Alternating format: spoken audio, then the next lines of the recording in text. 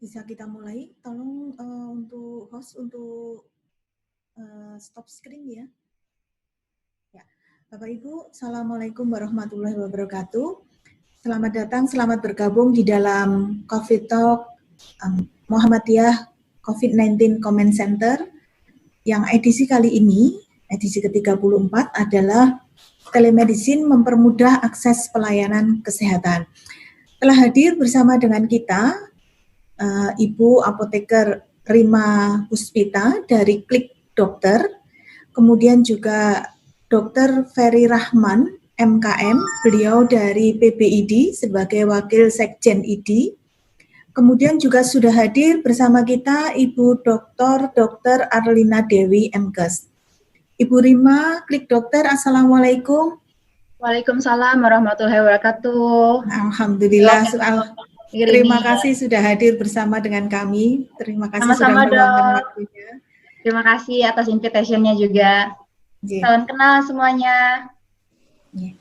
Dokter Ferry Rahman bisa menyapa sebentar sebelumnya. Gimana dokter kabarnya? Alhamdulillah. Assalamualaikum sahabat-sahabat di Muhammadiyah. Terima kasih Ibu Eko ini sudah mengundang kami untuk hadir pada acara sesi siang kali ini. Terima kasih. Terima kasih Dokter Ferry dan terima kasih atas waktunya untuk bergabung dengan COVID Talk MCCC Muhammadiyah COVID-19 Comment Center. Dokter Arlina Dewi, silahkan dokter. Assalamualaikum warahmatullahi wabarakatuh. Tolong di unmute dulu Dokter Arlina. Ya. Silahkan. Assalamualaikum Bu Eko ini dan teman-teman semua. Selamat bertemu lagi. Terima kasih Dokter Arlina yang juga sudah meluangkan waktu bersama kami. Bapak Ibu, mungkin sebagai informasi kepada narasumber, terutama Dokter Ferry dan Ibu Rima, COVID Talk yang diselenggarakan oleh Muhammadiyah COVID-19 Comment Center ini merupakan program rutin yang diselenggarakan hampir setiap hari ada COVID Talk, hanya bidang kesehatan dan perumahasakitan itu kita selenggarakan setiap hari Sabtu. Memang tidak terbatas pada Rumah Sakit Muhammadiyah Aisyah saja, kita melihat peserta pada hari ini banyak diikuti juga dari luar Muhammadiyah Aisyah. Kalau kami boleh informasikan, saat ini Rumah Sakit Muhammadiyah Aisyah itu jumlahnya 107, mungkin bagi Dokter Ferry dan Ibu Rima, dan sahabat-sahabat yang lain di luar Rumah Sakit Muhammadiyah Aisyah. Kemudian klinik itu sejumlah 235. Nah, pertemuan kita kali ini membahas bagaimana telemedicine ini merupakan salah satu cara untuk mempermudah akses pelayanan kesehatan. Kami akan meminta waktu Ibu Rima untuk pemaparan terlebih dahulu, kira-kira 15 menit. Kemudian nanti yang kedua Dr. Ferry Rahman dan yang berikutnya diikuti Dr. Arlina. Kemudian kita sesi pembahasan tanya jawab. Bapak Ibu peserta COVID Talk Sabtu 13 Juni 2020 bisa juga menuliskan pertanyaannya, tidak perlu menunggu para narasumber memaparkan, sehingga nanti begitu masuk ke narasumber kedua mungkin sudah banyak pertanyaan, bisa kita rangkum pertanyaannya. Demikian Bapak Ibu, silahkan Ibu Rima untuk memulai paparannya. Ibu bisa share screen dari sana nggih? Yun, tolong unmute dulu Ibu Rima. Ibu Rima sepertinya belum di-unmute. Sebentar.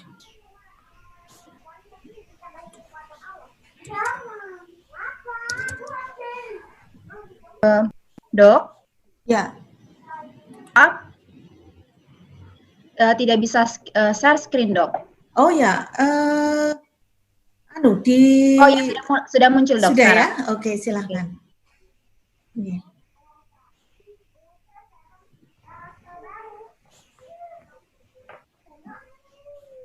Apakah layar saya sudah terlihat? Sudah, Dok. Oke. Ibu, clear, ya. Terima kasih. Assalamualaikum warahmatullahi wabarakatuh. Terima kasih atas kesempatannya dari PKU Muhammadiyah untuk bisa memberikan kesempatan kepada saya, Klik Dokter, untuk bisa memaparkan telemedicine yang sedang berjalan dan dimiliki oleh Klik Dokter itu bentuknya seperti apa. Ini saya mulai. Sebelum saya memaparkan terkait dengan detail telemedicine yang dimiliki oleh Klik Dokter, saya ingin sedikit sharing bahwa ini ada 3 tipe bisnis yang dilakukan oleh Klik Dokter saat ini. Jadi bisnis pertama kita fokus itu terhadap healthcare resources. Jadi kepada rekan-rekan dokter kami yang kami upayakan kita bisa mencapai dokter-dokter seluruh Indonesia dengan menggunakan teknologi, dan kita juga memberikan satu continuous berkelanjutan informasi atau edukasi yang berkelanjutan kepada partner-partner dokter kami menggunakan semacam webinar atau seminar yang ber-SKP. Karena Klik Dokter sudah bekerja sama dengan ID secara official, sehingga kita bisa mengeluarkan SKP untuk para rekan-rekan dokter yang sudah bergabung dengan Klik Dokter. Kemudian bisnis side yang kedua, Klik Dokter fokus juga terhadap service kepada customer secara langsung, yaitu melalui telemedicine yang kami provide 24 jam 7 hari, dan juga memberikan kenyamanan dalam hal booking appointment dokter dan juga booking layanan kesehatan. Nah, yang ketiga, bisnis kami adalah di area komunitas dan di area brand atau company, di mana Klik Dokter bekerja sama dengan komunitas untuk bisa memberikan informasi secara menyeluruh terkait dengan suatu produk yang terkait dengan kesehatan, seperti itu. Dan ini adalah sertifikat yang dimiliki oleh Klik Dokter dari Kominfo sebagai penyelenggara elektronik. Sehingga secara pengawasan, Klik Dokter salah satu platform yang memang sudah dalam naungan dari Kemenkes maupun dari BPOM, seperti itu, dan juga Kominfo. Nah, ini yang terkait dengan kita sekarang lagi membahas terkait dengan COVID, di mana memang COVID ini adalah suatu hal yang memang ujian bagi kita semua, dan secara persebaran ini sudah cukup merata di seluruh area, sehingga memang dibutuhkan suatu inovasi atau suatu cara di mana tetap bisa memberikan layanan kepada masyarakat, tapi juga tidak membuat yang memberi layanan atau dokter-dokter, rekan-rekan dokter itu menjadi besar resikonya, sehingga memang untuk telemedicine atau juga informasi terkait dengan layanan kesehatan secara online itu sudah digaungkan oleh pemerintah. Memang kalau secara aturan pemerintah pernah mengeluarkan telemedicine, yaitu Kemenkes nomor 20 tahun 2019, namun itu hanya baru sebatas definisi dan penjelasan antara telemedicine antara Vaskes ke Vaskes. Memang secara regulasi belum ada yang saklek yang membahas terkait dengan telemedicine, namun dengan adanya COVID ini pemerintah sudah mengeluarkan suatu surat edaran dari Menkes yang menyatakan bahwa diperbolehkan untuk melakukan telemedicine, diperbolehkan untuk menuliskan persepan secara online dan pengiriman secara pengiriman obat gitu. Namun memang ini sifatnya baru surat edaran. Kita sama-sama menghargai upaya pemerintah untuk bisa memberikan lampu hijau, namun setiap platform tetap harus ada satu rambu-rambu yang tetap dipatuhi, sehingga sesuatu hal yang diperbolehkan ini tidak menjadi bumerang buat setiap platform, seperti itu. Jadi masih tetap dalam satu aturan yang memang seharusnya gitu. Dan ini saya ingin menjelaskan bahwa Klik Dokter juga sudah official bekerja sama dengan Kemenkes sama BNPB, karena kita aktif juga pada saat COVID melanda negara kita, itu kita bergabung dalam Satgas COVID-19 bersama dengan platform lainnya under atensi, sehingga kita menjadi satu platform yang memang sangat senang sekali jika ada partner-partner, contohnya Muhammadiyah yang ingin mengajak kami untuk bekerja sama. Nah, ini sedikit ekosistem terkait dengan Klik Dokter itu sendiri, supaya mungkin rekan-rekan juga lebih mengenal bahwa Klik Dokter itu secara ekosistem sudah sebesar apa.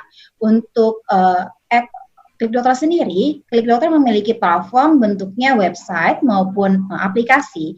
Secara keseluruhan per bulan visitor kita sudah lebih dari 10 juta. Dan untuk download kita itu lebih dari 800.000. Nah, untuk dokter-dokter yang bergabung dengan Klik Dokter, memang ini kita ada kategorisasi di dalamnya. Yang pertama, kategorisasi in-house dokter yang memang lebih dari 100 yang sudah jadi half employee-nya atau under Klik Dokter, dan dokter-dokter freelance atau mitra, dan nanti ketika memang ada kerjasama yang bisa kita jalankan dengan PKU Muhammadiyah dan jaringannya, mungkin dokter-dokter dan klinik-kliniknya itu akan bergabung menjadi mitra dari dokter seperti itu. Dan ini yang terkait dengan telemedicine, karena memang ini pembahasannya terkait dengan telemedicine, mungkin saya bukan membahas dari sisi telemedicine itu secara government dan planningnya ke depannya seperti apa, tapi saya lebih menjelaskan bahwa telemedicine is happen. Telemedicine sudah terjadi dan sudah dijalankan oleh berbagai platform dan berbagai dokter, dan bentuk telemedicine yang dimiliki oleh Klik Dokter itu adalah bentuknya seperti ini, rekan-rekan. Jadi yang pertama kita melakukan telemedicine ini dengan online consultation berupa premium chat. Jadi kalau rekan-rekan membuka aplikasi Klik Dokter, tampilannya akan seperti ini, di mana di sini ada tipe chat reguler dan chat premium. Ini chat reguler adalah chat yang memang di-provide oleh dokter di bawah Klik Dokter, dan itu sifatnya 24 jam 7 hari nonstop. Sedangkan nanti rekan-rekan Muhammadiyah dan jaringan itu akan bergabung dengan chat premium di sini. Di mana memang untuk chat premium ini telemedicine di Klik Dokter itu sudah berbayar untuk chat premium. Jadi berbayar, dilakukan di dalam aplikasi dan melakukan konsultasi secara one-on-one dengan dokter maupun antara dokter dengan pasien. Nah, setelah melakukan chat di dalam room chat ini, dokter itu bisa menuliskan resep kepada pasien. Dan pasien bisa menebus resepnya dan melakukan pembayaran juga di aplikasi, dan pasien bisa men-tracker atau melacak keberadaan atau obatnya itu sudah sampai di mana. Jadi telemedicine yang ada di platform saat ini memang sudah satu paket di mana dokter memberikan konsultasi dan dokter memberikan resep, di mana resepnya itu bisa dikirimkan ke rumah pasien. Seperti itu. Dan saat ini secara jumlah di Klik Dokter, chat per bulannya itu sudah sekitar 90.000 chat per bulan, dengan generate resep itu lebih dari 180.000 resep. Harapannya dengan adanya kolaborasi dengan Muhammadiyah itu akan semakin luas dan semakin banyak masyarakat Indonesia yang bisa mendapatkan layanan secara jarak jauh. Seperti itu. Nah, ini adalah tampilan karena ini adalah sifatnya lah one-on-one consultation dengan dokter dengan pasien, maka dokter kami bekali satu aplikasi khusus digunakan oleh dokter yang tampilannya seperti ini. Jadi ini akan mempermudah dokter bisa on-off chat kapanpun dengan sesimpel mengklik tombol ini. Gitu. Jadi kalau dia lagi available, dokternya lagi available, maka dia bisa meng-open kayak online praktek. Kalau dia tidak available, dia tinggal meng-off-kan toggle ini. Dan di dalam aplikasi ada jenis resep yang bisa dibuat, baik resep racikan maupun non-racikan. Kemudian di dalam aplikasi pun juga bisa mereview prescription, baik aturan pakainya dan lain-lain, itu juga bisa seperti ini. Jadi telemedicine yang sudah terjadi saat ini adalah kita ingin mempermudah dokter dalam melakukan layanan kesehatan, baik secara konsultasi maupun pemberian obat kepada pasien, di mana rules yang dilakukan secara konvensional atau secara offline itu tetap kita terapkan di dalam online. Seperti itu. Jadi harapannya pasien pun tetap menerima service level yang sama seperti offline, cuman bedanya ini tidak tatap muka langsung dengan dokter tersebut. Seperti itu. Nah, ini saya ada sedikit video tutorial, mungkin supaya menggambarkan lebih jelasnya lagi bagi dokter ketika bergabung atau menjalankan layanan telemedicine itu seperti apa. Sebentar. Ya.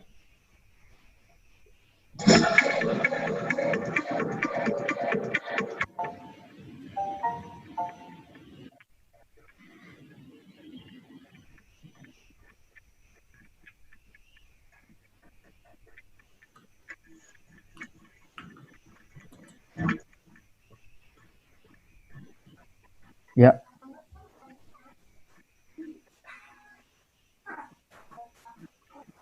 Ini memutar film, Bu Rima.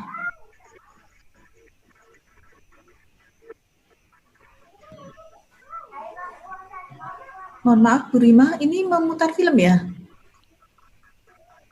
Memorinya tidak kuat sehingga nggak jalan Iya, kayaknya ini nih. nggak jalan ini. Nggak jalan. Ya, halo? Iya, Ya, nggak jalan Bu. apa videonya ya? Iya, nggak Iya, jalan ini. iya videonya nggak jalan ya. Videonya tidak jalan. Videonya tidak jalan ya. Sebentar. Tapi terlihat, apakah terlihat layarnya? Layar untuk filmnya nggak, jadi layar tampilannya layar tampilan slide-nya tadi. Mana Bu? Gimana Dok? Yang tertampil slide-nya tadi, yang terpampang slide-nya tadi Bu. Halo Dok? Ya, yang lain bisa mendengar suara saya? Saya bisa. Yeah. Yang tertampang slide tampilannya Bu.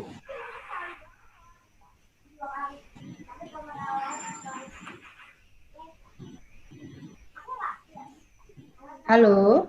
Ya. Ya.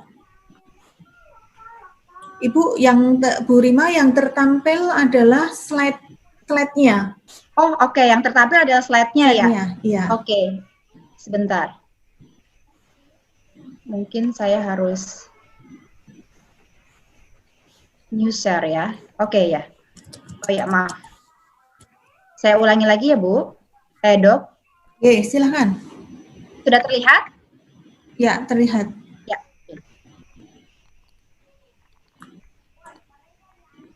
Cuman memang tidak ada suaranya ya? Atau tadi pada saat share screen belum share computer sound? Tampaknya seperti itu ya kayaknya. Iya, tanpa suara. Sudah ada ininya tapi tanpa suara.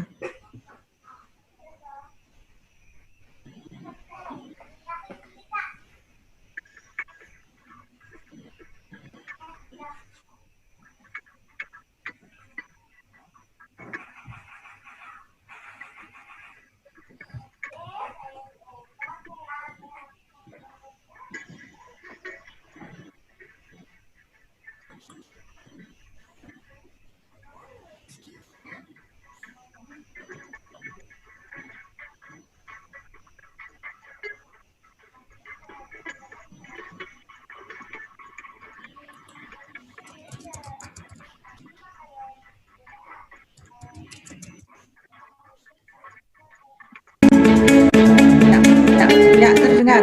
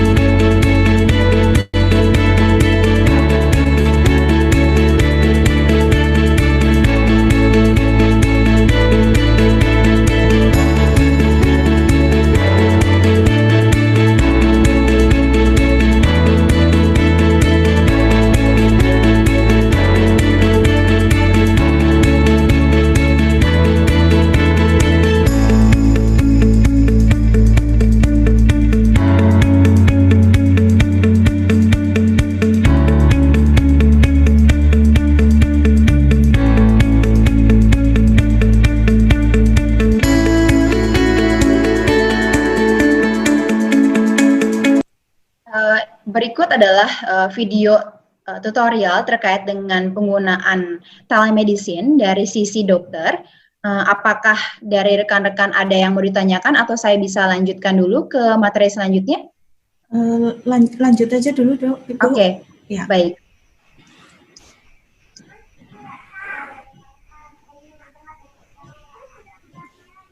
Mungkin waktunya nggih, Bu. Iya, siap. Ya. Apakah sudah terlihat layarnya, Dok? Belum. Masih filmnya, masih di film.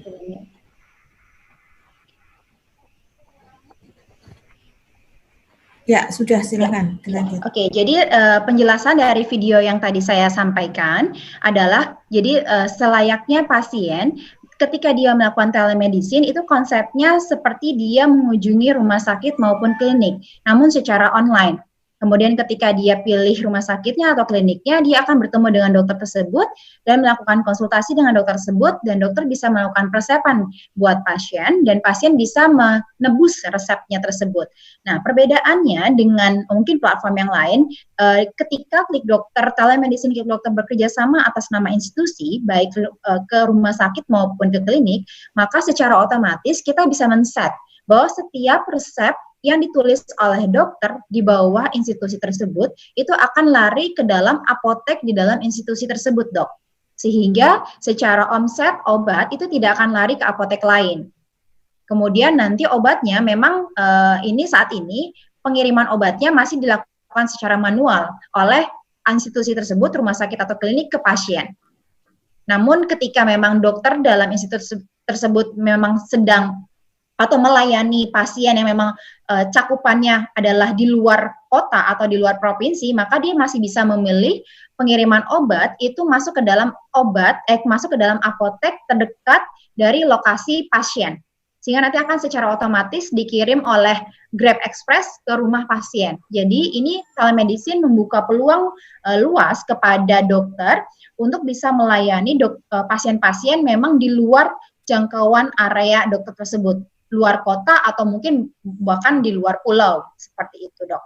Nah, untuk pelaksanaan telemedicine, Klik Dokter memberikan support kepada institusi atau kepada individual dokter dalam hal promosi diri untuk bisa dilakukan di websitenya berupa deep link atau link yang memang kita berikan individual, jadi unique link yang ketika diklik link tersebut akan langsung masuk ke dalam profil dokter tersebut. Dan juga kita bisa buatkan semacam digital flyer secara visualnya untuk para dokter atau para institusi, sehingga dia pun bisa dibantu untuk mempromosikan bahwa saat ini dokter tersebut telah melakukan praktek telemedicine. Seperti itu.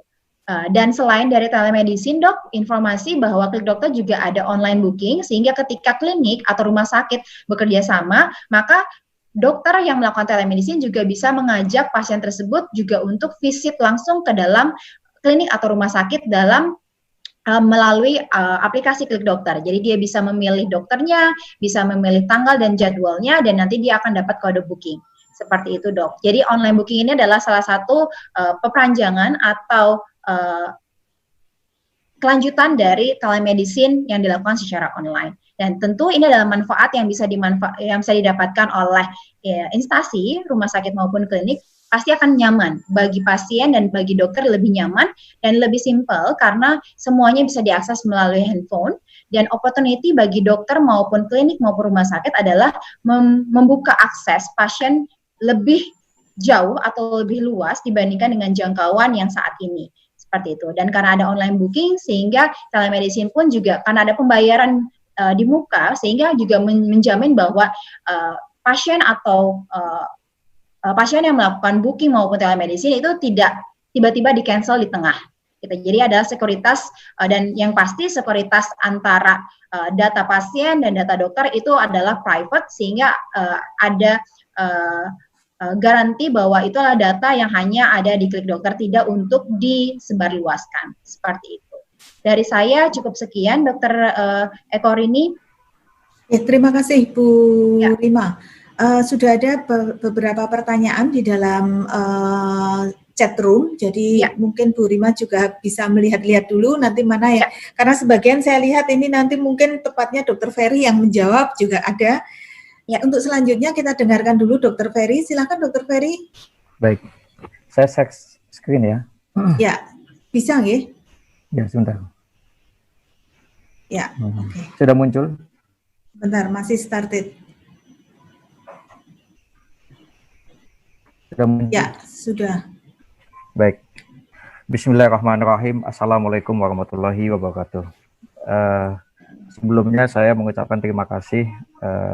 Yang menghubungi saya pertama kali adalah Pak Joko Murdianto, Ketua ID Wilayah Jogja, DIY. Lalu lanjut senior saya nih, senior S3 saya, Bu Eko Rini. Ya, saya diminta membawakan materi tentang telemedicine mempermudah akses pelayanan kesehatan. Sebenarnya Bu Eko Rini juga sudah wanti-wanti ke saya, waktunya cuma 15 menit per 20 menit ya kan. Jadi saya coba press materi-materi yang ingin saya sampaikan.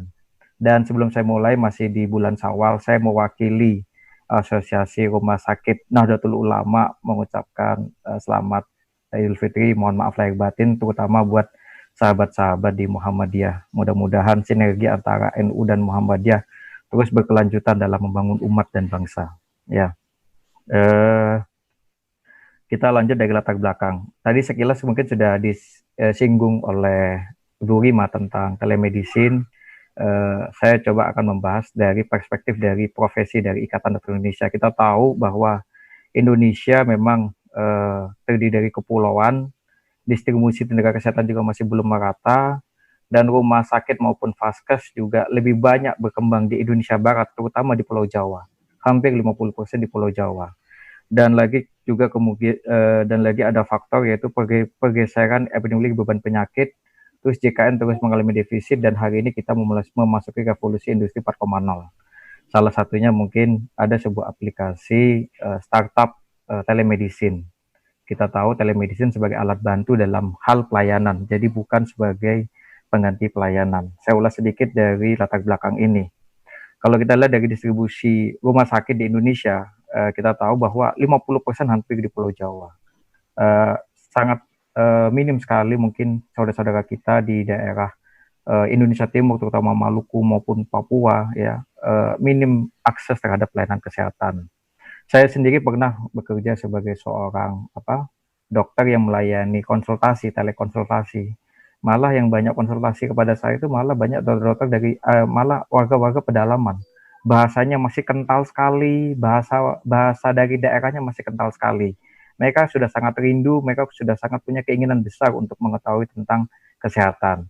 Lain halnya kita di Pulau Jawa yang mungkin di kanan kiri kita sudah ketemu klinik maupun rumah sakit. Ini mungkin telemedicine bisa menjawab kebutuhan ini semua. Lalu yang berikutnya adalah, ini saya ambil tadi malam, tadi pagi ya, dari konsil ya. Kalau kita tahu, malah kalau kita lihat ya, dokter malah paling numpuk di WIB, terutama di Indonesia bagian barat. Di Indonesia Timur hampir tidak ada, apalagi dokter spesialis, hampir tidak ada. Oleh karenanya pemerintah melakukan sebuah inovasi, ya kalau dulu ada namanya wajib kerja dokter spesialis, maka sekarang ada namanya pendayagunaan dokter spesialis. Ya. Lalu yang berikutnya dari registrasi begitu demikian pun masih banyak di Pulau Jawa. Ya, hampir mungkin kita masih sangat minim sekali. Mungkin rasio dokter antara dokter dengan penduduk juga masih perlu ditingkatkan lagi, terutama saya katakan di pulau-pulau terluar. Artinya persoalan kita adalah maldistribusi. Mungkin kalau di Jakarta sudah sangat banyak sekali. Yang berikutnya adalah penyebaran babat penyakit ini, penelitian yang dilakukan tiap 5 tahun hingga 10 tahun, mungkin dari tahun 2020, artinya ada sebuah pergeseran. Kalau dulu mungkin di tahun 90 penyakit menular yang paling banyak, tapi hari ini penyakit tidak menular. Ya, artinya penyakit tidak menular seperti hipertensi, diabetes, stroke, dan lain-lain. Ini sekarang sudah menjadi beban tersendiri sehingga menyebabkan defisit JKN, keuangan kita jebol, negara kita jebol. Rumah sakit masih banyak mungkin yang belum dibayar. Ya, harapannya mungkin telemedicine bisa mengurangi ini semuanya. Ya, mengurangi angka kunjungan. Nanti kita ulas sedikit. Nah, ini isu-isu global ya. Yang paling saya garis bawahi adalah emerging dan re-emerging disease ya. Mungkin hari-hari ini kita tahu hari ini sedang negara kita sedang diuji ya oleh Allah ya, yaitu dengan adanya pandemi COVID-19 ya. Mau tidak mau kita harus menyesuaikan. hikmahnya adalah kita melek teknologi ya. Mungkin banyak sejawat yang tadinya nggak melek teknologi, akhirnya melek teknologi. Yang tadinya nggak bisa Zoom, akhirnya download Zoom ya. Yang nggak bisa share screen, akhirnya bisa share screen. Artinya kita dipaksa untuk melek teknologi ya, yaitu salah satunya dengan telemedicine ya. Kita ulas sedikit ya. Artinya ini isu-isu ya, ternyata hipertensi, diabetes, cancer ya, penyakit paru obstruktif ini masih menjadi persoalan, maupun juga dengan persoalan MDR, TB ya, maupun ketidaktepatan penggunaan antibiotik. Nah, mudah-mudahan telemedicine bisa menjawab nih sebagai semacam reminder kepada masyarakat untuk menghabiskan obat atau meminum obat tepat waktu. Nah, ini data tahun 2020, artinya kalau data di penduduk Indonesia ada sekitar 272 juta ya, ternyata mobile phones-nya mungkin sudah yang beredar, yang sudah terdaftar itu 338. Artinya ada satu orang yang memiliki 2 handphone atau 3 handphone. Ada ya. Ada beberapa yang memiliki 2 handphone. Mungkin anak-anak kita mungkin sudah terpapar oleh handphone ya. Artinya sangat mungkin sekali. Ya, begitupun juga penggunaan internet juga sangat tinggi ya, 175 juta ya, sangat tinggi sekali, maupun di media sosial. Media sosial ini efeknya sangat luar biasa ya. Ada seseorang bisa sukses, bisa mengenalkan dirinya, bisa mempromosikan dirinya melalui media sosial, berbiaya murah. Jadi tidak perlu iklan di media cetak, di koran maupun di mana-mana, hanya mempromosikan dirinya melalui media sosial ada. Ada katakan makanan viral, obat viral ya. Jadi orang berbondong-bondong ya. Kita tahu kayak sepertinya mungkin dulu Tinampi di Jawa Timur ya, karena media sosial, media dia berulang-ulang ya, media darling ya. Akhirnya orang-orang berbondong-bondong berobat ke sana. Nah, ini mungkin suasana saat ini COVID-19 ya. Malah Gojek maupun Grab ya, ojek online ya, lebih banyak yang ngantri di restoran dibandingkan orang yang beli ya. Ini fenomena yang terjadi saat ini. Nah, tapi tidak halnya dengan telemedicine. Bukan berarti masyarakat langsung bondong-bondong beralih ke telemedicine, meninggalkan praktek konvensional, tidak demikian. Memang saya pernah presentasi di kalangan para dokter tentang telemedicine karena hal yang baru tahun 2016, lalu ada semacam sebuah gejolak gitu. Jangan-jangan nanti telemedicine ini dilegalkan, masyarakat bisa langsung berobat, nggak usah datang ke vaskes. Tidak demikian. Jadi telemedicine sebagai alat bantu, bukan ojek online versus ojek pangkalan. Jadi bukan dokter online versus dokter tradisional atau dokter yang seharusnya.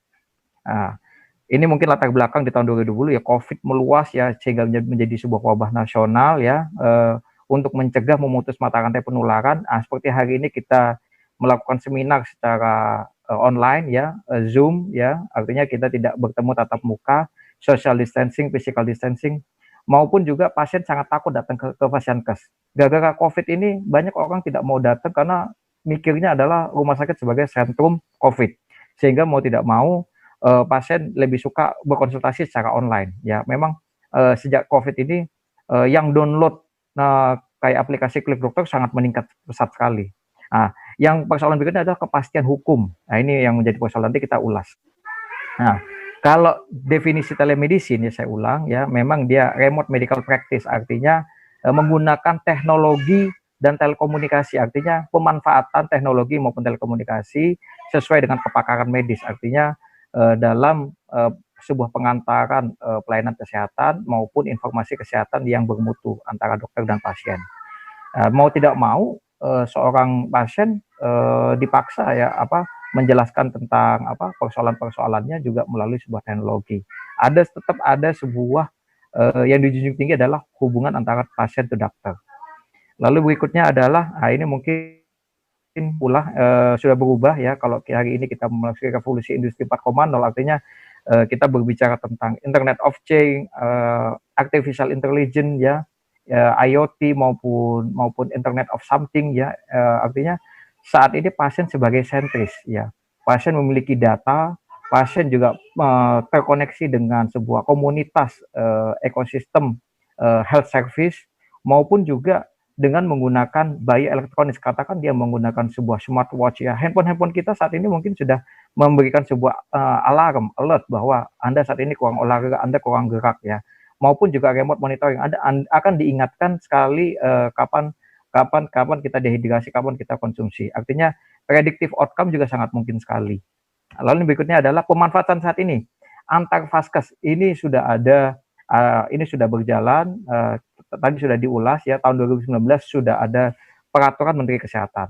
Antar nakes mungkin sudah jalan, udah lama ya. Katakan di rumah sakitnya Dr. Eko ini ya, dokter umum menerima pasien di IGD, konsultasi ke dokter SPPD, itu sudah jalan, telemedicine. Jadi artinya memanfaatkan teknologi dengan telepon ya, mengulas pasien-pasiennya, sehingga dokter penyakit dalam dari jauh sudah bisa memberikan sebuah terapi.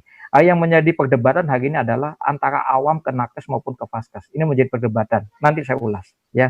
Jadi dari antar vaskes it's okay, PBID nggak ada masalah ya.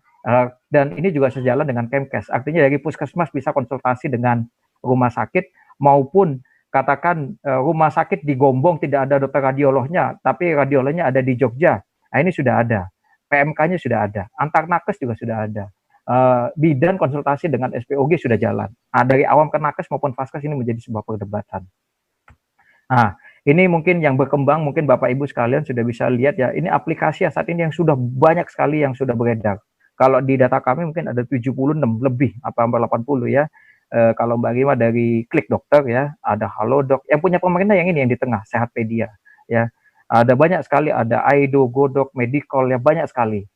Semua orang bisa membuat inovasi ya. Anak-anak SMA aja sudah bisa membuat sebuah aplikasi, sudah ada pendidikan membuat aplikasi. Artinya sangat mungkin kalau misalnya aplikasi rumah sakit PKU Gombong bisa ya kan, artinya buat diperuntukkan buat warga-warga di tempatnya di Gombong.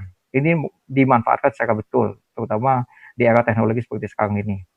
Nah, dasar hukumnya telemedicine mungkin pernah kita bahas pada tahun 2018 ya, PMK tahun 2020 ini sudah dibahas.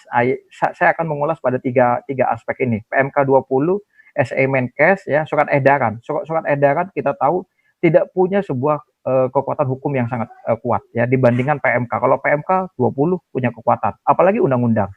Terus juga Perkonsil 74 ya yang baru-baru ini. Yang lucu adalah Perkonsil 74 dan surat edaran Menkes ini ditandatangani di hari yang sama, namun jam yang berbeda. Perkonsil 74 jam pagi, surat edaran kayaknya jam siang, jam sore. Jadi kayaknya apa kebut-kebutan bagaimana? Nanti kita ulas ya. Ya, kita ingat yang harus kita perhatikan kalau kita sebagai umat Muslim ya, dasar kitab sucinya kita sebagai seorang dokter adalah Undang-Undang Praktek Kedokteran ya. Undang UPK tahun 2009, UPK 2009 nomor 29 tahun 2004 ini pernah berulang kali di DGR dilakukan judicial review di MK, namun 2 kali gagal. Artinya MK menguatkan posisi Ikatan Dokter Indonesia sebagai organisasi satu-satunya. Apa yang pengen saya sampaikan di sini? Yang ingin saya sampaikan di UPK adalah seorang dokter dalam memberikan sebuah pelayanan kepada pasien tetap mengacu pada standar pelayanan, standar pedoman yang ditetapkan oleh profesi maupun konsil. Mungkin kalau kita koas dulu kita ingat ya, artinya dari anamnesis, pemeriksaan fisik, pemeriksaan penunjang, hingga asesmen maupun diagnosis maupun DD, diagnosis diagnosis banding. Artinya fase-fase ini harus dilalui, SOAP-nya harus jelas. Jadi tidak bisa cuman anamnesis langsung menegakkan diagnosis. Cuman orang telepon, oh Anda tifoid, Anda obatnya gini, tidak bisa. Ya, jadi tetap UPK juga sudah sangat menguatkan sekali. Ya, ini mungkin PMK tadi yang sudah disinggung ya, di PMK nomor 20 tahun 2019 ya, alur pelayanan telemedicine. Dia memang hanya membahas antar vaskes dari puskesmas ke rumah sakit. Dari rumah sakit, saya ingat sekali dari rumah sakit di pedalaman Papua bisa langsung ke rumah sakit di Wahidin di Makassar. Artinya sangat mungkin dari rumah sakit pedalaman di Aceh langsung di rumah sakit Medan. Ya, ini bisa menjawab ini semua ya. Ini di PMK.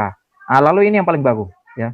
Surat edaran tentang dari Kemenkes tahun 2020 ya, bahwa kewenangan dokter dalam memberikan pelayanan mencakup anamnesis ya. Namun ini mungkin hanya pada COVID saja, diperjelas hanya pada penyembuhan COVID. Mau tidak mau mungkin setelah ini mungkin karena orang sudah terlalu sudah dengan adaptasi dengan telemedicine, mau tidak mau kita akan menyesuaikan dengan lingkungan ini semua. Lalu berikutnya surat edaran Dirjen ya, artinya telemedicine harus dikembangkan. Dokter yang di usia 60 tahun tidak usah praktek ya. Rumah sakit maupun seorang pasien juga dilengkapi dengan APD. rumah sakit harus menunda pelayanan efektif. Nah, ini yang perkonsil saya katakan, praktek kedokteran tetap langsung maupun telemedicine. Artinya STR SIP di Fasiankes, saya katakan STR SIP di Fasiankes, bukan di aplikasi ya. Jadi di konsil sudah menjelaskan bahwa STR SIP di Fasiankes ya, maupun telekonsultasi kekerasan pasien maupun diagnosis tata laksana. Nah, untuk pemberian obat mungkin ada hal-hal yang mungkin kita batasi. Organisasi profesi membatasi hanya pada katakan obat-obat wajib apotek atau maupun obat-obat golongan hijau maupun obat-obat mungkin yang tentu bukan golongan merah maupun antibiotik, katakan obat keras, itu tidak diperkenankan. Nah, lalu yang berikutnya adalah saya ingin memberikan gambaran buat Bapak Ibu sekalian. Telemedicine di berbagai negara, karena waktu saya sedikit sekali, saya hanya memberi contoh pada 3 ya. Yaitu telemedicine di Malaysia, negara tetangga kita. Kalau telemedicine di Malaysia itu berbasis hospital. Jadi basisnya hospital, artinya seseorang yang sudah rekam medisnya ada di hospital ya, dia dapat melakukan konsultasi dengan dokter di hospital. Artinya dokter di rumah sakit yang memberikan sebuah pelayanan. Jadi berbasis hospital.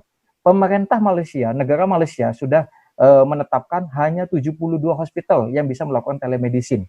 Jadi di sana telemedicine-nya berbasis hospital. Jadi semua pencatatan perekaman dicatat di hospital. Kita tahu bersama undang-undang kesehatan maupun peraturan Menteri Kesehatan disampaikan bahwa rekam medis adalah milik fasilitas kesehatan, bukan milik aplikasi, bukan milik asosiasi. Ini undang-undang bicara demikian ya. Lalu yang berikutnya adalah jadi kalau di sini berbasis hospital. Lain halnya negara Denmark ya. Denmark ini kebetulan masih relevan dengan disertasi saya. Jadi Denmark kita tahu Danish Healthcare System, dia lebih menguatkan pada GP. Seorang pasien tidak bisa langsung konsultasi dengan spesialis. Seorang pasien hanya bisa konsultasi dengan GP tok atau dengan dentist tok ya. Lalu selanjutnya GP bisa merefer kepada spesialis, GP bisa merefer kepada private hospital maupun hospital. Dan di sini semua by sistem telemedicine ya. Seorang dokter di Denmark hanya bertanggung jawab terhadap 1.600 anggota, titik. Artinya kapitasinya seorang dokter sudah cukup jelas, hanya 1.600 anggota. Jadi 1.600 masyarakat itu adalah milik satu GP. Jadi kalau dia, ini saya garis bawahi, tidak bisa antara pasien maupun ke spesialis, tidak bisa ya. Pasien ke hospital tidak bisa, semua melewati GP, yaitu di klinik maupun di puskesmas ya. Kalau di Denmark ini yang paling maju saat ini, telemedicine terbaik hari ini adalah yang sistem dimiliki oleh Denmark. Dan seorang pasien juga konsultasi online ya, sewaktu-waktu ya, namanya satu dokter bertanggung jawab 1.600, tiap menit juga dia bisa konsultasi pasiennya ya. Ini yang dikembangkan oleh WHO. Ya, WHO sudah menetapkan sebuah rekomendasi model by WHO. Artinya seorang dokter dapat berkonsultasi dengan dengan pasiennya. Jika dimungkinkan nanti pasien disuruh datang ke Vaskes, lalu kalau semisal tidak diperlukan, cukup diberikan sebuah terapi, lalu seorang dokter dapat mengkontrol, monitoring dan controlling terhadap si pasien. Ya, artinya telemedicine berbasis Vaskes. Saya perjelas berbasis Vaskes. Lalu yang berikutnya adalah sebentar kok nggak jalan nih, maaf Mbak Eko, nggak jalan berikutnya. Oh ya nih ya, jadi manfaat ya konsultasi online, artinya seseorang tidak perlu datang ke rumah sakit ya, hemat waktu, hemat biaya ya, produktivitas juga naik. Ini mungkin telekonsultasi ya, mungkin kalau di Klik Dokter sudah berjalan, artinya seorang masyarakat dapat berkonsultasi dengan dokter ya, mungkin terus nanti dapat diberikan dapat diberikan advice, katakan sebuah advice maupun sebuah KIE, jadi nasihat-nasihat untuk berikutnya. Jadi kalau kita bicara di peraturan Menteri Kesehatan, hanya 4 yang dilakukan telemedicine, karena telemedicine cakupannya luas ya.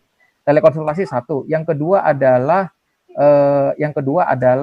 bentar, kok nggak jalan. Mama nggak jalan.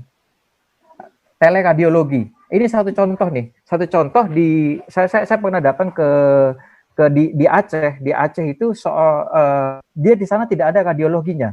Namun dia punya sebuah sistem karena peraturan Menkes sudah membolehkan. Jadi pada saat difoto, langsung dokter di Medan yang langsung menjawab. Saya tanya, manfaatnya apa? Dia tidak perlu ruangan gelap lagi, dia tidak perlu mengering-ngeringkan lagi. Jadi cukup cepat sekali, hanya di dalam hitungan beberapa hari saja. Ya, teleradiologi.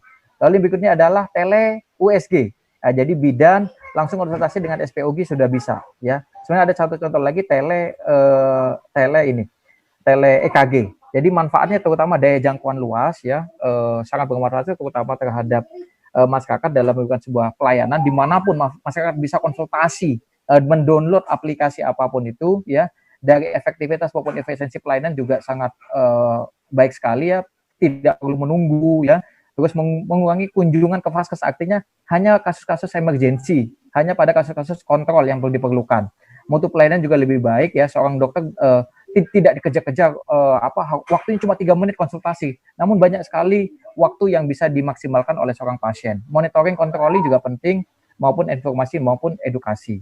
Lalu yang berikutnya adalah kesimpulannya, telemedicine bukanlah pengganti praktek pelayanan kedokteran, namun sebagai alat bantu, memudahkan ya. Ini akan mendorong penghimpunan di bawahnya pada kasus-kasus apa saja yang koheren yang bisa dilaksanakan pada telemedicine. Akan ada mungkin ke depan PMK, Peraturan Menteri, yang mengatur tentang pelayanan telemedicine. Kami di Ikatan Dokter Indonesia hari ini sudah membuat sebuah tim yang membahas telemedicine ini secara komprehensif. Jadi tidak hanya telekonsultasi tok, artinya yang win-win dan yang aman, yang secure buat masyarakat. Lalu terutama buat anggota kita. Dokter bisa tetap profesional dan perlu memiliki standar pelatihan yang memadai. Ini penting ya, bukan cuma dokter langsung Anda bisa langsung jadi, tidak. Tapi dokter ini harus mana batasan-batasan diperlukan. Nah, yang paling dibahas ya berulang-ulang adalah electronic medical record. Ini perlu dijaga ya, karena kita hari ini belum mempunyai electronic medical record itu sendiri. Baik, demikian presentasi singkat saya. Mungkin nanti selanjutnya ada sesi tanya jawab, saya akan terima.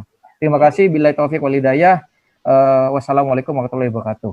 Waalaikumsalam warahmatullahi wabarakatuh. Terima kasih Dr. Ferry. Sepertinya juga beberapa pertanyaan yang tadi sudah muncul di chat itu sebagian sudah terjawab sebenarnya dari apa yang dipaparkan oleh Dr. Ferry. Tapi mungkin nanti perlu ada penekanan-penekanan Dok pada saat kita diskusi, nanti silahkan. Selanjutnya Dr. Arlina Dewi, kami persilahkan. Ya, terima kasih Bu Eko ini.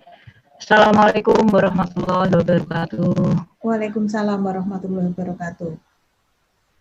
Ini saya tadi ngecek ini, wah banyak sekali yang saya kenal di partisipannya ini. Ya. Dan kebetulan ini cukup banyak. Biasanya hanya sekitar 50-60, ini hampir 100 pesertanya. Iya. Ya sekarang ini webinar acara seperti ini kan banyak sekali ya Bu Eko ini ya. Jadi kita tuh memang bingung memilihnya sampai. Baik, ini sudah keluar ya Bu Eko ini? Sudah keluar tapi belum slideshow Dr. Alina. Ya ini sudah saya klik belum Saya agak lambat ini sinyalnya. Ya, tapi sudah nampak. Sudah. Sudah bisa terbaca, ya? Belum slideshow. Lambat sekali ini. Baik, nggak apa-apa lah, nanti saya gerakkan aja ya Bu Eko ini. Ya, silakan. Oke. Baik Bapak Ibu sekalian, saya mendapat kesempatan ini untuk berbicara tentang telemedicine yang sebenarnya bagi kami dokter di klinik-klinik ini ya, sebenarnya telemedicine ini merupakan barang baru ya untuk kami ya. Apalagi untuk kita ini dokter-dokter yang sudah senior-senior ya. Telemedicine ini dalam arti telemedicine ini adalah konsultasi ya, kemudian terapi ya, dan konsultasi antar fasienkes juga ya.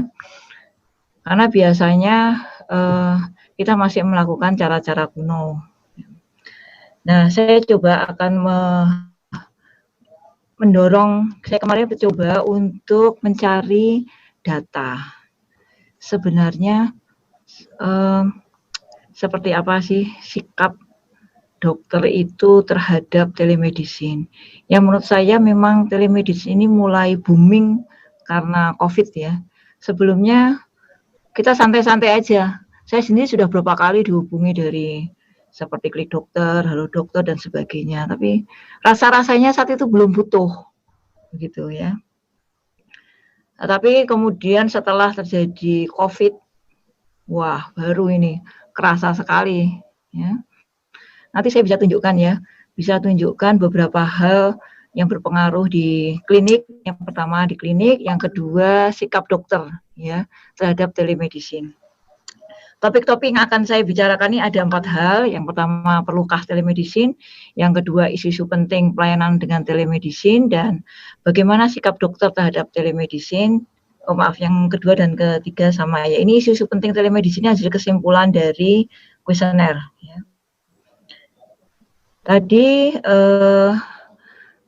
Dr. Ferry sudah menyampaikan definisi telemedicine, dan saya coba melihat beberapa artikel di jurnal-jurnal, ternyata definisi dari telemedicine yang digunakan oleh Perkonsil ini ya itu tidak jauh berbeda dengan American Telemedicine Association ya, di mana secara definisi adalah pemberian pelayanan kedokteran jarak jauh oleh dokter dan dokter gigi dengan menggunakan teknologi informasi dan komunikasi, meliputi pertukaran informasi, diagnosis, pengobatan, dan menetapkan pencegahan penyakit dan cedera, penelitian, evaluasi, dan pendidikan berkelanjutan bagi penyedia layanan kesehatan untuk kepentingan peningkatan kesehatan individu dan masyarakat. Kalau kita lihat definisinya ini dari Perkonsil sangat luas sekali memang ya, telemedicine yang tadi sudah disampaikan juga oleh Dr. Ferry ya. Tidak hanya terbatas dengan telekonsultasi, dan alhamdulillah memang menjelang di era COVID ini keluar ya tadi surat edaran Kemenkes, kemudian Perkonsil ID ya, sehingga memberikan sedikit rasa aman ya untuk dokter melakukan telemedicine ya, meskipun kita harus ingat bahwa itu hanya berlaku selama pandemi begitu ya, saya kira ya Dr. Ferry ya. Cuman masalahnya kapan ya kita ini berakhir, pandemiknya ini kan juga tidak jelas ya. Sampai vaksin ditemukan dok, sampai vaksin ditemukan dok. Ada vaksin ditemukan ini setahun, 2 tahun, ya, panjang juga ya. Bukan hanya new normal, tapi new reality ini. New reality ini ya, dari Muhammadiyah ini mengembangkan new reality. Jadi memang nanti ini tugas berat ID ini betul untuk segera melengkapi ya, yang bisa betul-betul melindungi dokter dan pasien. Saya membayangkan karena repot juga ya ketika kita melakukan telemedicine, mungkin kalau konsultasi aja gampang ya, SIP dikaitkan dengan klinik atau rumah sakit dokter tersebut. Nah, tapi pencatatan rekam medis ini yang susah. Okay. Ya, itu yang susah. Katakanlah seperti klinik yang saya pegang ini, kliniknya UMY, ini kita sudah menggunakan electronic medical record. Kita menggunakan electronic medical record, tapi kan untuk intranet di dalam klinik. Kita tidak berani membuat electronic medical record ini terbuka di luar. Cloud, yang berbasis cloud. Iya, waduh, nanti kalau ada terjadi sesuatu, kacau ini ya, begitu. Jadi memang ya idealnya tetap kalau kita mau melakukan kegiatan konsultasi dan pengobatan ini ya tetap dokter ini mesti di klinik ya. Dari klinik dia membuat rekam medis di klinik, begitu perkara pasiennya tidak datang ke klinik itu bisa diatur ya sebagai telemedicine. Gitu. Di klinik juga ini kita sejak COVID ini terus dihimbau terus ini oleh BPJS. Memang BPJS ini menghimbaunya ke kita yang di FKTP karena ini mungkin biaya itu kan menjadi beban dari kapitasi ya. Sementara kalau di rumah sakit ini kan rumah sakit berharap kan BPJS bisa mencakup juga di telemedicine, tapi ternyata sampai sekarang belum bisa ya. Tetapi kalau di FKTP beda. Justru BPJS menghimbau untuk FKTP melakukan telemedicine ya. Tetapi tidak semua klinik ini mampu ya dengan tenaga yang ada ya. Apalagi kalau tidak dibayar, begitu artinya kan dia harus praktek disambi melakukan telemedicine ya, itu kan cukup berat ya. Baik, kemudian ini saya kira regulasi tadi sudah dibicarakan. Oke, saya akan cerita sedikit tentang dampak bisa mendapatkan secara cepat data rumah sakit karena memang ini ada kaitannya dengan keuangan. Saya coba kemarin mencari data dari beberapa klinik Pratama di DIY, ya, data tentang kunjungan pasien dan keuangan pasien. Ya, ini ada 6 klinik ya yang memberikan data. Kita lihat luar biasa. Ternyata dari 6 klinik ini semua pada bulan April anjlok ya, kunjungan pasiennya anjlok, turun. Maaf ini banyak orang dari luar Jawa ya, turun ya, kita bisa lihat itu ya. Turunnya itu dibandingkan bulan Maret, jadi anjloknya itu ya di bulan April itu kelihatan tuh di grafik 112,4%. Bahkan di bulan Mei dibandingkan bulan Maret ya itu 137,6%. Turunnya banyak sekali. Bagaimana dengan pendapatan? Nah, dengan pendapatan ini bisa kita lihat pendapatan semua turun semua antara 17 sampai 65% pada bulan April. Rata-ratanya di 6 klinik ini penurunannya 59%. Tetapi memang klinik yang pendapatan utamanya berasal dari kapitasi BPJS, ini penurunan pendapatannya paling minimal. Ya, ini di klinik yang nomor 4 ini ya. Maaf, ini. Nah, ini ya. Klinik nomor 4, ini penurunannya, ya, dia tidak terlalu banyak, ya, hanya 17%. Ya. Karena tidak datang pasien ke klinik, kapitasi tetap diterima. Ya, hanya ada satu memang berkurang dari karena BPJS menggunakan penilaian KBK itu ya. Jadi kontaknya itu akan dinilai. Sehingga kalau tidak kontak itu terus kapitasi kita dipotong ya, tetapi tidak terlalu besar sih sebenarnya ya. Gitu. Bagaimana dengan pengeluaran? Nah, penurunan pendapatan ya tentu saja pengeluaran juga turun ya, karena tidak ada belanja obat ya, jadi penurunannya juga, tetapi tetap secara pengeluaran biaya ini terjadi penurunan biaya ini hanya 14%. Gimana kalau pendapatannya turunnya 59%, tetapi biaya ini hanya turun 14%. Kenapa? Karena yang sebelumnya klinik-klinik tidak harus belanja masker, tidak harus belanja hand scrub, sekarang itu menjadi belanja rutin dan kita tahu semua masker ini luar biasa harganya. Yang tadinya pakai masker hanya dokter dan perawat yang bersentuhan langsung dengan pasien, sekarang mulai dari depan, cleaning service, belakang semua pakai semua. Ya. Sehingga kalau di klinik itu pegawainya 25, wah sehari itu berarti 2 hari itu 1 box ya.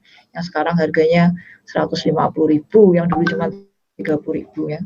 Ini memang kita ini di klinik-klinik itu ya menunggu sekali kapan ini pemerintah ini bisa mengatur betul harga-harga APD ini ya. Mungkin nanti dari ID ini bisa bikin pabrik masker ini, Pak Ferry. Ya, harganya bisa betul-betul dikendalikan ya.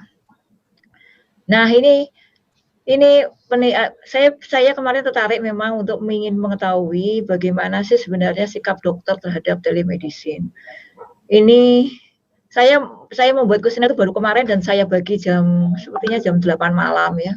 Sampai jam 8 pagi itu alhamdulillah masuk 90 ya. 90 respon. Ya, saya bagi di grup WA yang saya bisa terjangkau, ada grup Muhammadiyah, ada grup asosiasi klinik, ada grup alumni, segala macam lah saya masukkan ya. Di mana istilah telemedicine saya gunakan di dalam kuesioner ini adalah pelayanan kesehatan oleh dokter dengan menggunakan teknologi informasi dan komunikasi untuk mendiagnosa, mengobati, mencegah dan mengevaluasi kondisi pasien. Jadi ini seperti definisi yang ada di Perkonsil. Nah, saya mendapatkan 90 responden, imbang laki perempuan. Profesinya ini 15,6%, ini adalah spesialis. Sisanya ini dokter umum, ya 84%. Kemudian,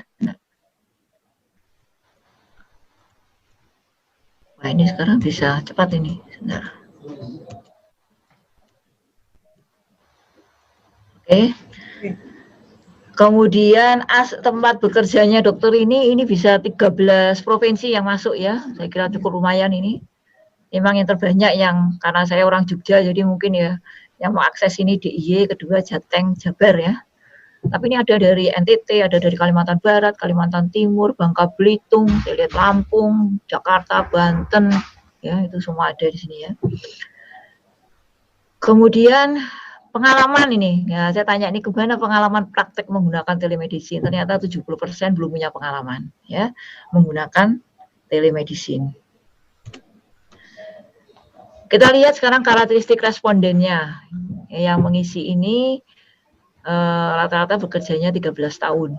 Ya, ada yang paling rendah 1 tahun dan sudah ada yang bekerja 35 tahun dengan usia respondennya rata-rata 39,75 tahun ya, sekitar 40 tahun. Yang termuda 25 tahun, tertuanya 60 tahun. Nah, ini yang pertama, ini yang perlu kita ketahui bahwa ternyata yang menyetujui, wah ini ternyata yang setuju ini banyak ya, lebih dari 50%. Wah ini harus segera ini menyiapkan ini ya segala hal yang terkait dengan regulasi ya. Yang ragu-ragu nih netral ini ya 25 ya dari 90. Yang tidak setuju, nah ini yang menarik saya ini, yang tidak setuju ini siapa ini yang tidak setuju ya. Bisa diduga ya yang tidak setuju ini yang usianya seperti Pak Ferry usia berapa ya Pak Ferry ya? 20 tahun ya Pak Ferry ya? 37 saya masih 37. 37 ya. Jadi yang lansia ini di atas 50 tahun ya. Memang rata-rata tidak setuju ini lebih tinggi dari rata-rata yang mengisi kuesioner 42,3 tahun. Yang tidak setuju spesialisnya ini 50% ini. Wah, ini mungkin ya, ini masalah kompetensi juga ya. Saya kira tidak semua bidang ini bisa ya di telemedicine-kan ya mungkin ya. Ya. Bagaimana sekarang kita lihat sikapnya ya. Bagaimana ini sikap, apakah ini akan meningkatkan kunjungan klinik? Nah, ternyata ya 65 nih responden dari 90 ya. Saya ingatkan lagi ini dari 90, 65 setuju. Saya membaginya kemarin itu di kuesioner 1 sampai 5. Nah, yang setuju dan sangat setuju saya kelompokkan sendiri, yang tidak setuju dan sangat tidak setuju saya kelompokkan sendiri itu di diagram itu biru ya kalau tidak setuju, kalau yang setuju sangat setuju itu hijau. Ya. Telemedicine ini meningkatkan komunikasi dokter pasien. Oh, setuju ternyata ya. Betul. Jadi mungkin kalau ketemu langsung tatap muka langsung mungkin cuma 5 menit ya, tapi kalau dikejar-kejar. Dikejar-kejar, tapi kalau telemedicine ini malah bisa lebih lama ya. Kemudian apakah ini membantu dalam diagnosa dan pengobatan? Oh ternyata iya. Setuju ya, dokter setuju bahwa ini membantu dalam diagnosa dan pengobatan. Nah, yang ini apakah mengurangi kesalahan medis? Tidak setuju ya. Itu. Kemudian yang berikutnya, apakah bisa memberikan pelayanan lebih komprehensif? Nah, ini ternyata juga lebih banyak yang tidak setuju. Ya. Apakah pelayanannya bisa lebih cepat? Setuju. Nah, ya pelayanannya lebih cepat, setuju. Tapi tentu saja pelayanan lebih cepat, setuju. Karena internetnya nggak lemot ya. Seringnya kalau kita biasanya pengalaman kalau di rumah sakit, di klinik pakai elektronik medical record ini, kalau internetnya remote malah jadi kacau ya. Kerjanya malah jadi nggak cepat. Ya. Tanggung jawab terhadap dampak obat alat kesehatan yang diresepkan secara elektronik. Nah, ternyata ini setuju. Ya, banyak yang setuju. Apakah ini peluangnya untuk meningkatkan penghasilan? Nah, jawabannya ini kok 50-50 antara tidak setuju sama setuju. Ya, jadi masih sama antara yang sikap yang menyatakan bahwa ini merupakan peluang untuk meningkatkan penghasilan. Tapi kalau untuk meningkatkan penghasilan klinik atau rumah sakit, ya setuju. Ya. Cocokkah untuk diterapkan pada kondisi pandemi COVID? Wah, ya 68 ya dari 90. Kalau sudah COVID-nya sudah berakhir, bagaimana? Cocok nggak ini diterapkan? Oh, ternyata masih tetap lebih tinggi yang setuju. Ya. Jadi meskipun nanti COVID berakhir, ya, karena katanya Dr. Ferry ini bulan depan vaksinnya turun ya. Iya, Dr. Ferry. Nah, ini nanti berharap ini tetap bisa melakukan telemedicine. Apakah belajar telemedicine ini sulit? Akan sulit. Ternyata enggak itu. Wah, ternyata orang-orang sekarang sudah nggak gaptek ya. Jadi bukan suatu hal yang sulit telemedicine ini. Cocok dengan gaya kerja? Oh, ternyata masih tidak ya. Ya, mungkin kalau ini saya tengok lagi mungkin ya yang tidak cocok dengan gaya kerja, mungkin yang lansia-lansia lagi mungkin ya, barangkali ya. Tapi saya belum cek ya. Meningkatkan beban kerja tidak juga ya. Ternyata 48 yang tidak setujunya lebih tinggi ya, meningkatkan beban kerja.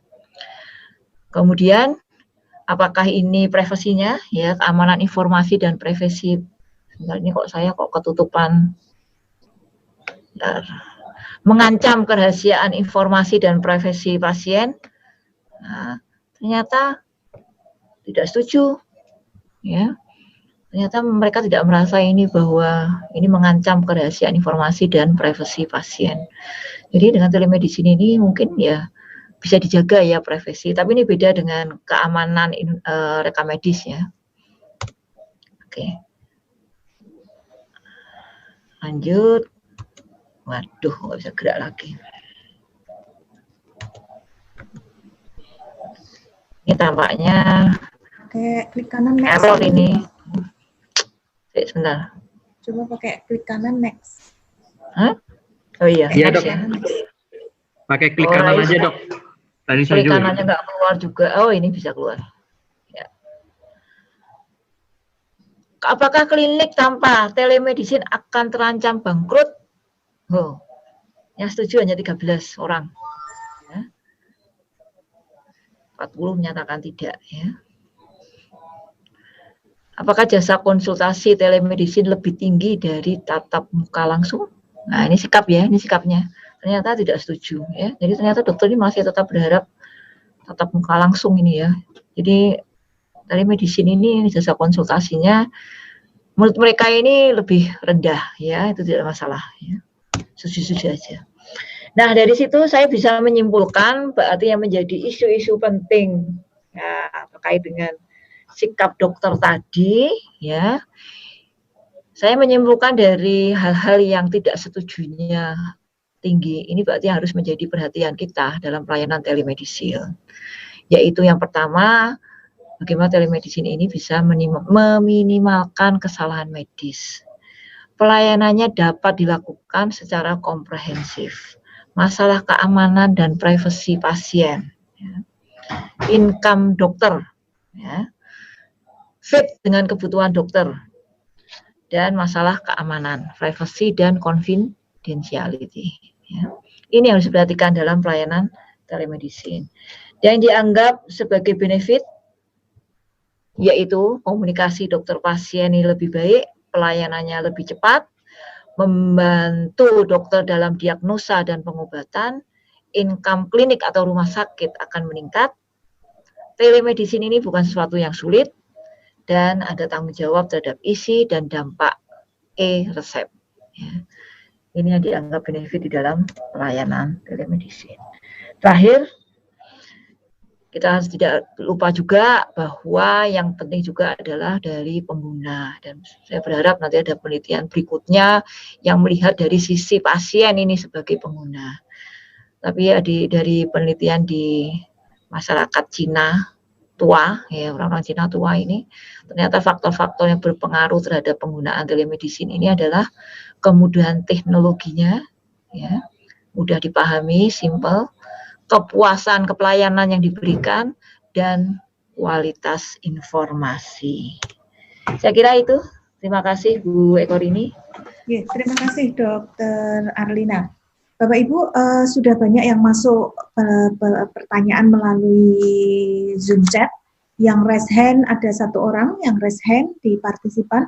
Mungkin beberapa hal dulu yang terkait yang chat dulu karena sudah banyak. Mungkin saya minta Dr. Ferry dulu karena kebetulan banyak yang Dr. Ferry ini terkait dengan regulasi-regulasi, batasan jenis obatnya, bagaimana perlindungan terhadap malpraktek, payung hukum, perlu SIP atau tidak, harus dari rumah sakit atau bisa mandiri, dokter mandiri, bisa kerjasama dengan BPJS atau tidak, kemudian kualitas penegakan diagnosis ini menurut IDI seperti apa, Dok? Silakan, dokter. Banyak sekali pertanyaannya. Iya, kalau bicara landasan hukum, artinya sebentar.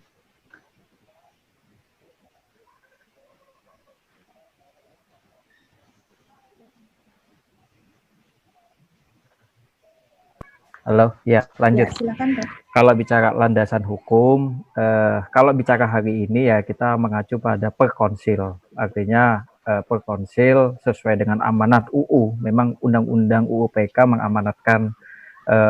mengamanatkan pada konsil untuk membuat sebuah peraturan dalam mengawal profesi kedokteran bersama IDI. Artinya ini sudah sejalan, artinya masih dibenarkan, dibolehkan. Saat itu kalau Perkonsil maupun surat edaran, apalagi ada PMK tentang telemedicine tahun 2019. Saya turut hadir persis itu, turut ambil bagian lahirnya PMK ini. Jadi saya memang ikut persis. Namun yang menjadi persoalan hari ini adalah pembiayaan. Ini masih belum selesai nih, Bu Eko ini. Jadi ini pembiayaan ini masih belum selesai. Terutama apalagi kita sekarang ini sudah pada dunia BPJS ya, artinya mau rumah sakit swasta, rumah sakit Muhammadiyah maupun rumah sakit NU sama aja dengan rumah sakit RSUD, tetap melayani pasien-pasien JKN juga. Artinya ini yang masih sampai hari ini masih menjadi perdebatan. Tapi kita berterima kasih lah kepada teman-teman seperti Klik Dokter ini ya, yang telah hadir dengan aplikasi, sebuah inovasi ya, dalam memberikan sebuah pencerahan. Kami di IDI menganggap daripada masyarakat ini bertanya kepada orang yang salah, daripada masyarakat ini katakan bertanya kepada orang awam, ya lebih baik bertanya kepada yang aplikasi yang lahir dari Klik Dokter ini. Jadi memang sudah dibuktikan dengan adanya SIP maupun STR, artinya dokter yang qualified. Nah, terus yang berikutnya adalah dari segi pembiayaan, terus landasan hukum. Jadi kalau landasan hukum masih cuma mengacu pada 3 itu saja, Bu Eko ini. Yang berikutnya apa lagi tadi, Bu Eko ini? Saya mohon maaf. Terkait dengan SIP, harusnya ada SIP, kemudian dari izinnya praktek seperti apa di rumah sakit atau mandiri?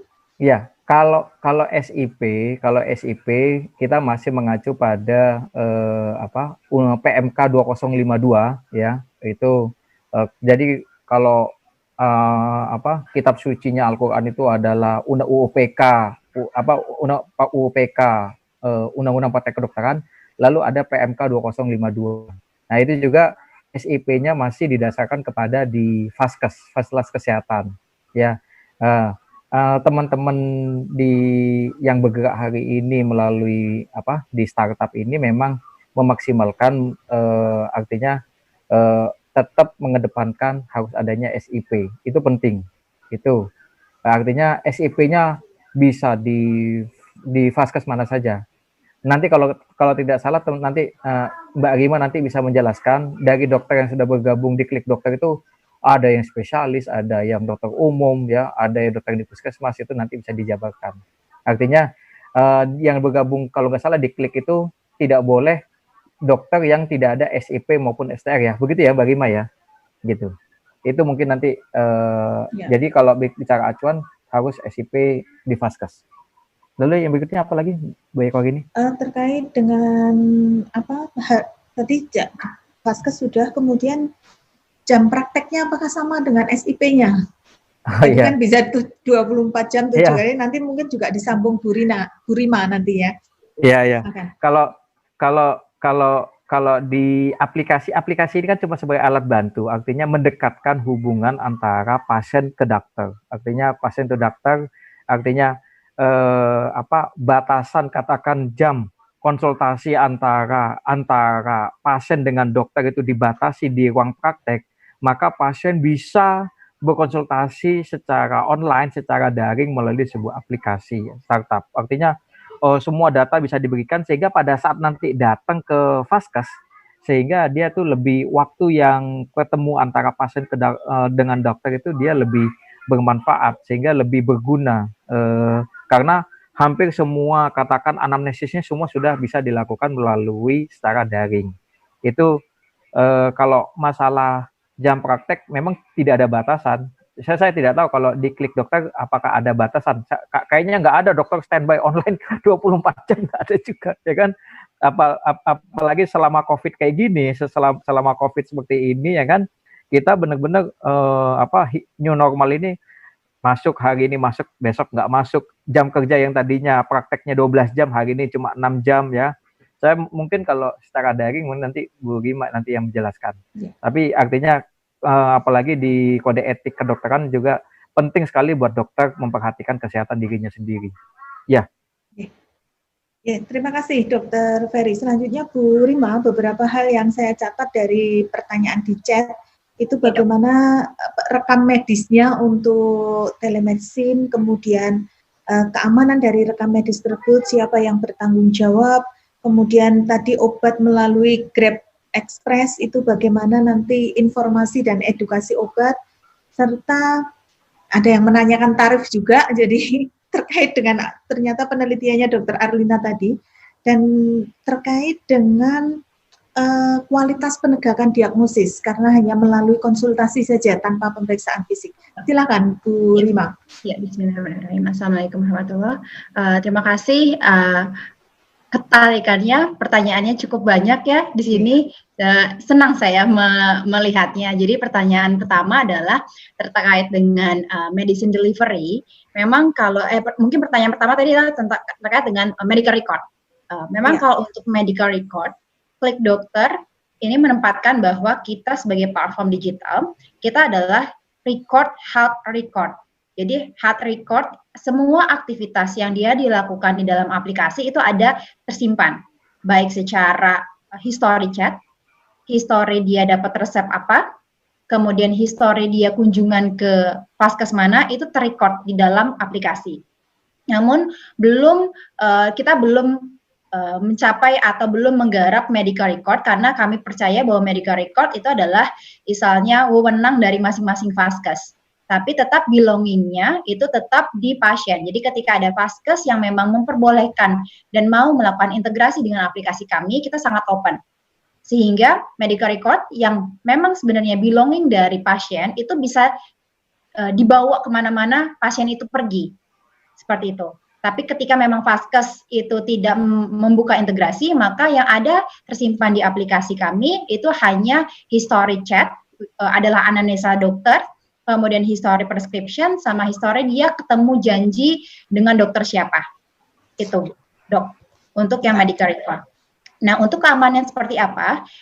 Yang pasti untuk sistem platform health, itu kita menerapkan kayak end-to-end encrypted, dan kita menerapkan HTTPS yang memang saat ini juga kita perkuat dengan ada ISO, saya lupa ISO berapa, yang jelas IT telah membuat bahwa meyakinkan supaya data pasien ini adalah data sesuatu hal yang istilahnya kalau kita bilang lebih mahal daripada emas, karena once itu di abuse atau tersebar itu bisa sangat besar impact-nya. Jadi kita juga men-treat bahwa data pasien dan rekam medis yang health record yang ada di dalam aplikasi itu adalah suatu hal yang sangat privacy dan confidential, seperti itu.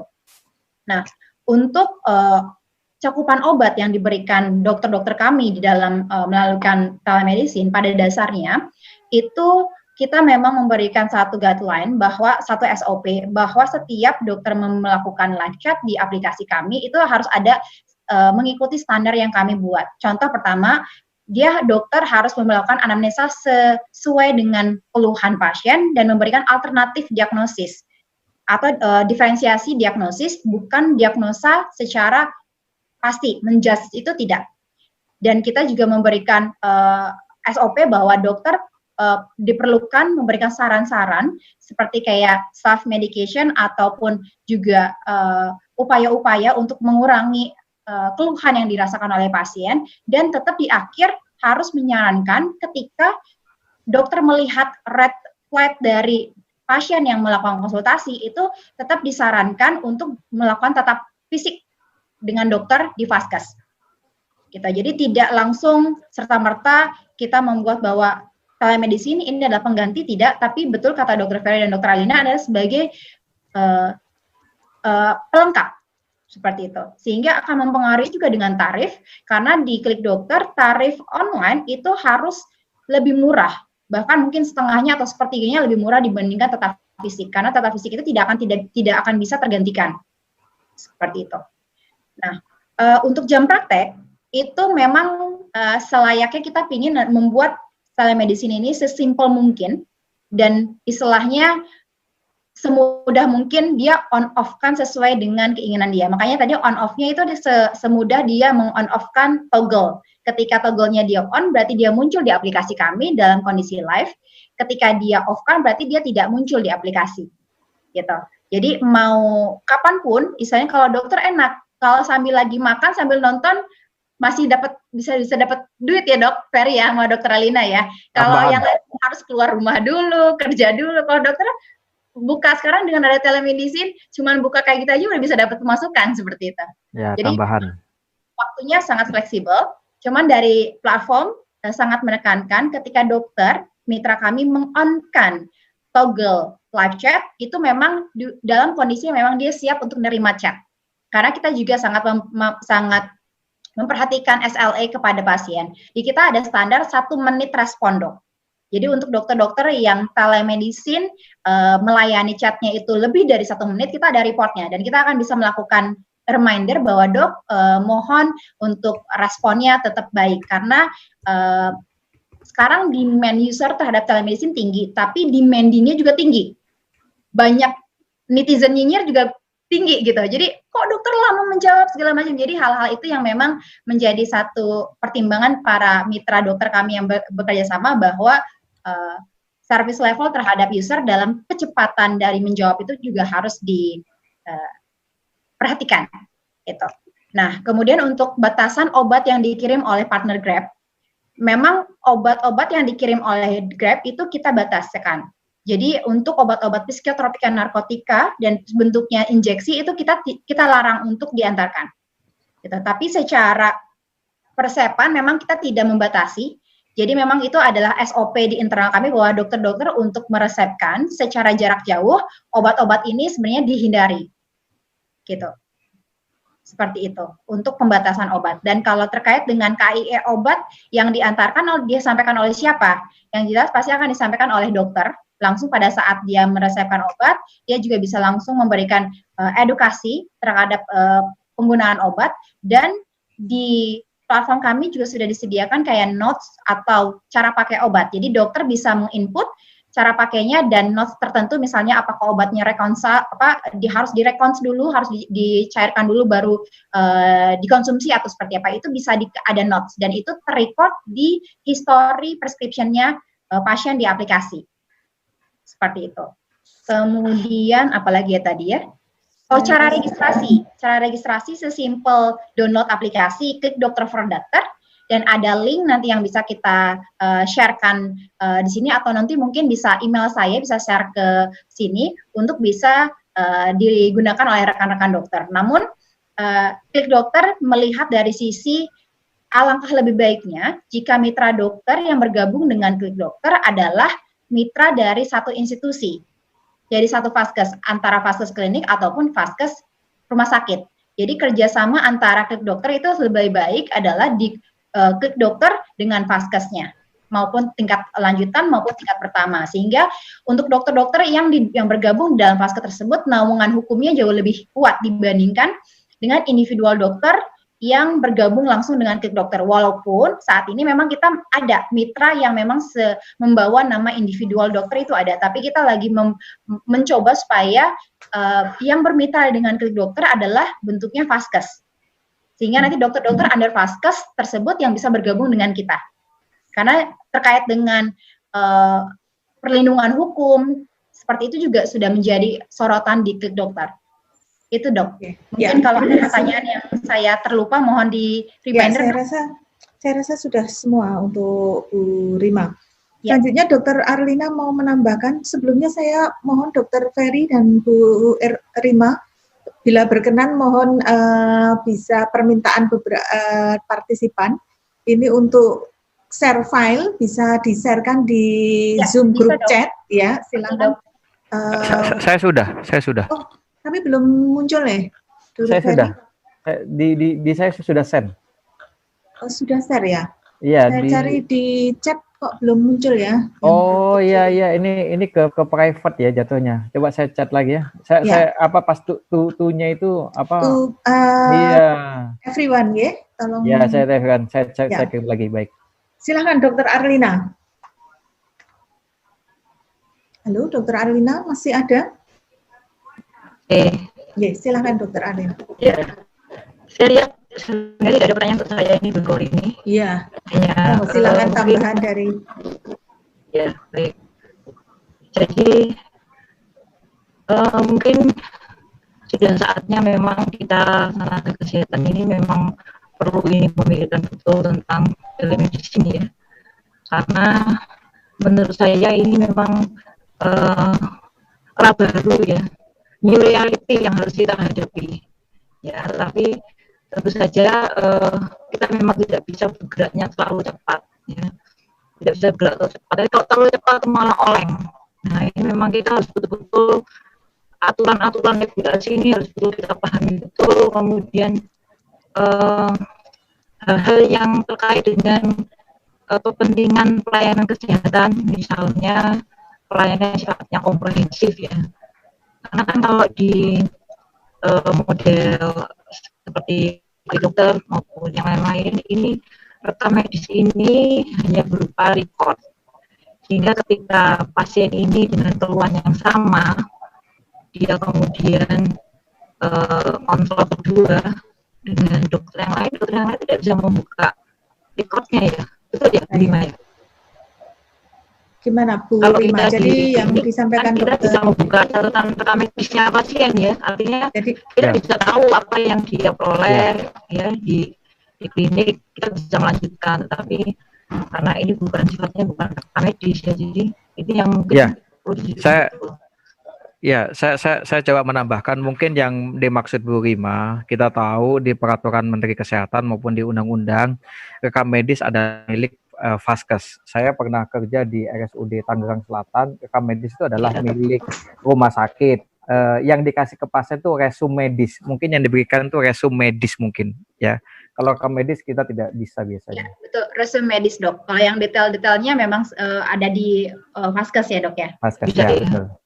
Jadi yang dimaksud Dokter Arlina tadi, misalnya pasien ganti dokter, tidak bisa melihat apa yang telah didapatkan pasien sebelumnya atau apa yang telah dilakukan oleh dokter sebelumnya, begitu ya Dokter Arlina? Ya. Halo, ya Dokter Arlina. Betul ya Bu Rima, seperti itu Bu Rima. Suaranya belum dianut Bu. Halo. Ya. Iya. Ya, kalau di Klik Dokter seperti ini, memang kalau misalnya pasien Rima kemarin udah konsultasi dengan Dokter Ferry, kemudian dengan Dokter Arlina, maka histori saya dengan Dokter Ferry dan Dokter Arlina semuanya ada di dalam aplikasi. Gitu. Ya, jadi bisa dilihat oleh Dokter Arlina karena dia menjadi dokter kedua kayak gitu. Nah, memang saat ini untuk rekam medisnya itu semuanya ada di pasien dan pasien belum bisa share. Tapi kita gini, misalnya misalnya pasien Rima di aplikasi kami konsultasi dengan Dokter Ferry, kemudian nanti dia akan terima dengan kedua dengan Dokter Arlina. Nanti Dokter Arlina bisa lihat satu notes semacam kayak bukan diagnosa tapi catatan pasien. Itu bisa dilihat. Jadi coba saya lihat di video yang nanti saya mungkin bisa share juga di sini video tutorial itu sebelum satu dokter Bambang terima, dia nanti bisa melihat profil saya. Biodata saya adalah tinggi badan saya berapa, berat badan saya berapa, catatan pasien sebelumnya itu catatan pasien dengan dokter sebelumnya seperti apa, tapi bukan diagnosa. Sehingga memang untuk telemedicine ini para mitra kami kita tidak mengarahkan ini sebagai penegakan diagnosa secara pasti, tapi ada alternatif diferensiasi. Jadi ada notes yang kita siapkan untuk bisa diisi oleh para dokter, tapi tidak bersifat mandatory. Oke, saya paham Bu Lima. Ya, artinya ini menjadi tantangan kita ya, kalau kita bicara di era jaminan kesehatan nasional ini, memang dokter umum klinik Pratama itu menjadi ujung tombak, ya. Dan tentu saja ujung tombak ini kita harus bisa memberikan pelayanan yang sifatnya berkelanjutan, ya, continue of care. Kita bisa memberikan pelayanan yang sifatnya komprehensif. Jadi ini memang tantangan kita bagaimana dengan telemedicine ini hal ini bisa terjadi. Ya, jadi mungkin tidak hanya melalui vendor begini, tapi juga sebenarnya yang dikeluarkan oleh Menkes tentang telemedicine antar pasien. Terus ini yang tampaknya perlu sekali Dr. Ferry ini kita kembangkan terus ya, sehingga sangat-sangat membantu pasien ya. Apalagi kalau nanti antar pasien ke ini bisa saling bertukar rekam medis ya, mengirimkan rekam medis itu sangat bagus sekali ya, sehingga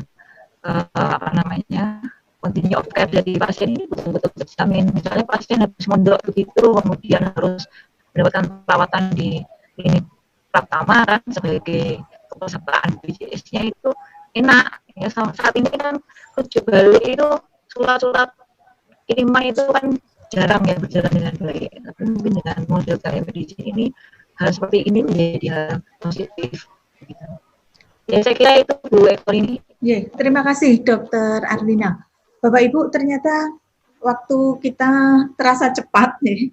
Jadi 1,5 jam kita lalui dan banyak sekali tadi pertanyaan-pertanyaan dan alhamdulillah bisa terjawab dengan baik. Tapi mungkin banyak juga yang masih menyimpan pertanyaan. Mungkin nanti kalau ada yang menghubungi pribadi, apakah bila berkenan atau materi yang belum bisa diunduh di sini juga kita masukkan di dalam websitenya Mukovid. Bapak Ibu, mungkin saya minta salah satu ya, mungkin Dokter Ferry saja dari PPID, saya minta memberikan closing statement Dok untuk menutup acara kita hari ini. Bapak Ibu peserta, kita dengarkan closing statement dari Dokter Ferry. Silakan Dokter Ferry. Ya. Baik, terima kasih. Sebelum saya closing statement, saya coba menambahkan sebenarnya apa yang disampaikan oleh Dr. Arlina.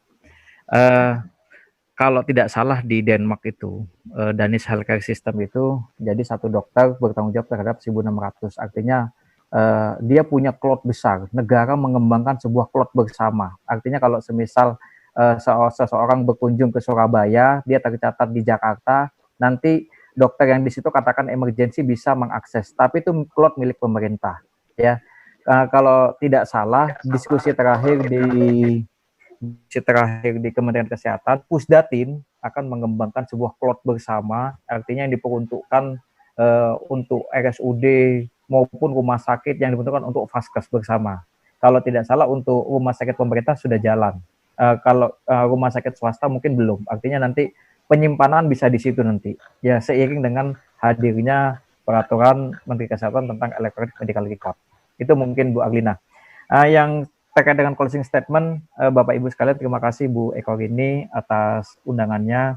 Mudah-mudahan kita tahu bersama bahwa telemedicine adalah bagian teknologi. Teknologi tidak dapat kita nafikan. Teknologi tidak dapat kita pungkiri. Artinya dia akan berkembang ya, dia akan dapat dimanfaatkan secara luas oleh masyarakat kita, apalagi negara kita dengan segala keberagamannya, kepulauan maupun berbagai variasi, dengan adanya teknologi apalagi dengan telemedicine, mudah-mudahan ini bisa menjawab kebutuhan kesehatan masyarakat kita.